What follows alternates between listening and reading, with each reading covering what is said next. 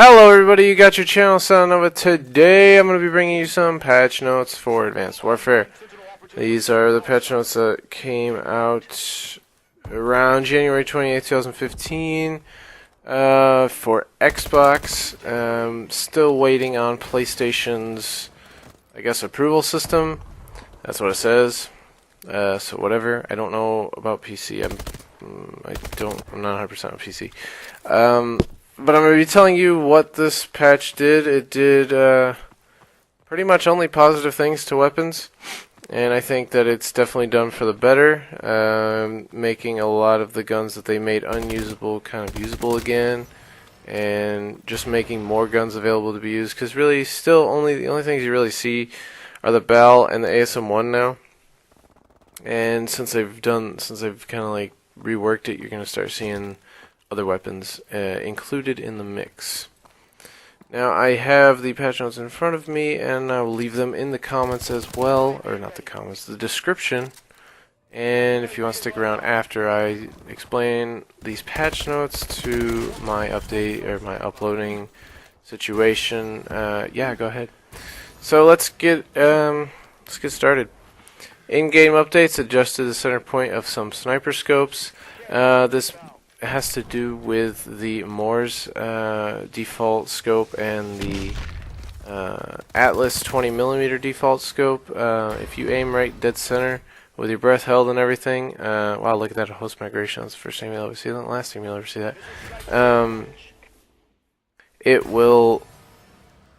It would not shoot directly in the middle of the crosshair, but apparently that's fixed now. Fixed a rare crash issue when switching profiles for guest users. Fixed a rare crash issue when using camos on a weapon. Fixed the sound of the SAC-3 with the suppressor attachment not to play in stereo to all players on the map. That was a huge thing because I thought that like every time somebody used SAC-3 silenced, I would always feel like they were like right behind me. I'd always turn, and if there's a guy in front of me, I'd get killed. So I'm happy about that. Various matchmaking and connectivity improvements. Whatever. I don't think so. Fixed an issue where announcer's voice ignores the in-game option to disable it. Fixed a rare issue when the Riot Shield will not be selected when changing classes. Various adjustments to the Riot Shield, including model popping up at random, mantling onto, jumping off from, and interaction with grenades. Sorry. Fixed an exploit of rapidly firing a bolt action gun while sprinting. Adjusted the time limit expiration for Red Baron gear after challenge has been completed. For weapon balancing, this is the one we've all been waiting for. Note the adjustments affect base weapon and all loot variants. HBRA3 max damage range increased. This I saw a video on this. This is like one of the longest 3-shot kill ranges in the game now. So the HBRA3, when the game first came out, it had I don't remember the distance for 3 shots, but it was okay. And then in the patch where they nerfed it, it was pretty much barrel stuffing range, and now it's like almost double what it used to be. So the HBRA3 is definitely a contender for the assault rifles category along with the BAL. The AE4 reduces recoil, increases the number of shots before it overheats from 16 to 22. And the sights got readjusted, so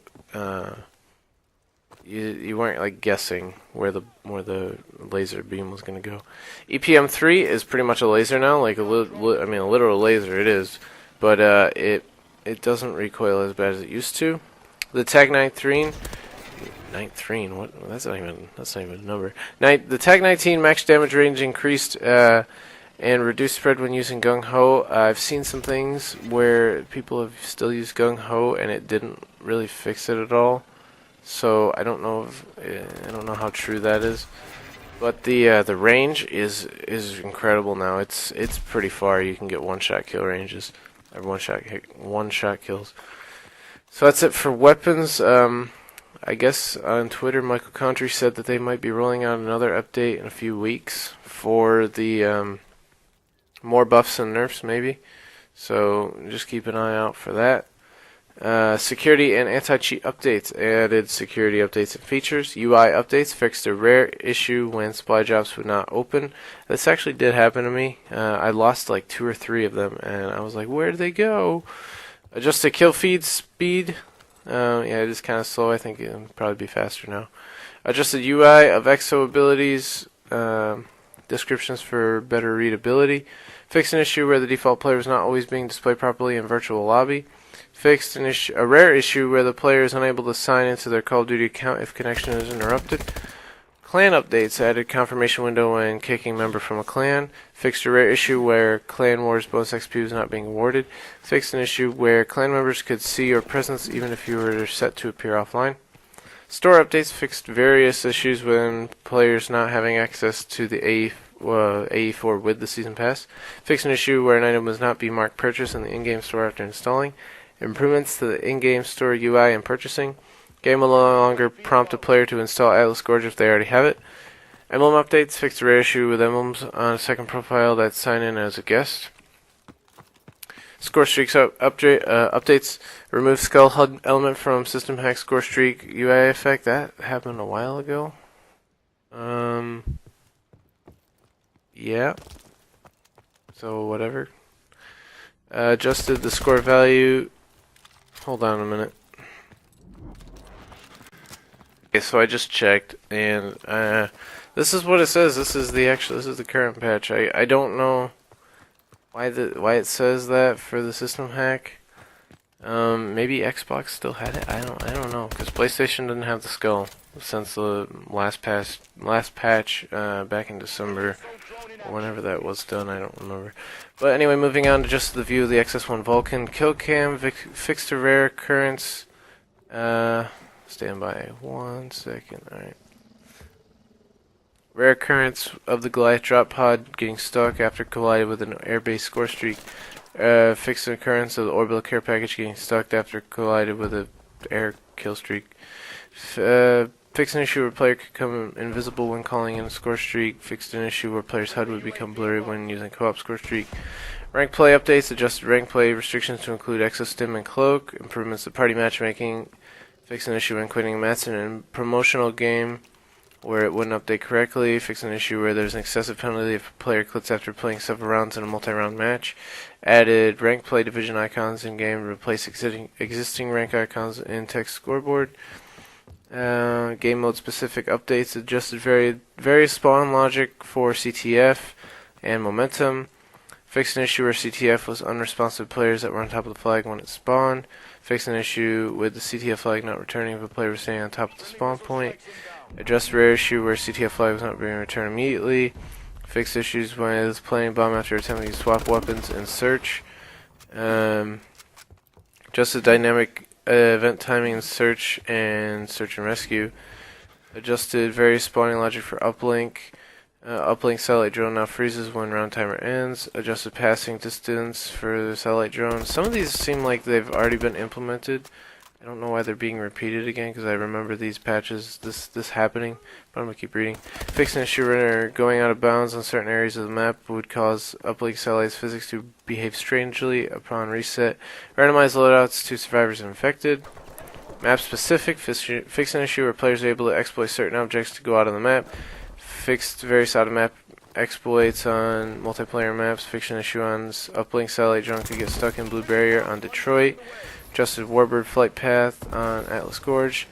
Exo survival updates. Adjusted various exo survival system mechanics and bugs. Fixed UI issue where reviving progress bar is not being displayed while under the effects of system hack. Fixed problems caused by players disconnecting the controller before the class selection menu pops up. AI will no longer target a player while in the class selection menu. And for the campaign, fixed various lighting in the single player campaign level captured. That is everything. So I have about 30 seconds, I think, I don't know, to explain some other things. So thanks so much for watching the patch notes. I'll leave them in the description if that's all you're here for. Otherwise, if you're here to wonder about my uploading schedules, still up in the air, probably not going to be uploading still for a little while. I still don't have an Elgato. I just I have this gameplay on my computer. I still have 2 more. One's from Destiny so long ago, and one is a Black Ops 2 gameplay where I get my second nuclear ever. So, yep, that's pretty legit. But I do hope to get an Elgato sometime in the future, like I said, hopefully to get the HD 60 when I do. And, yep, so that's pretty much it. In the meantime, sorry, not gonna be uploading. But yeah. So thanks again for watching. Have a nice day. Keep pro gaming, and bye.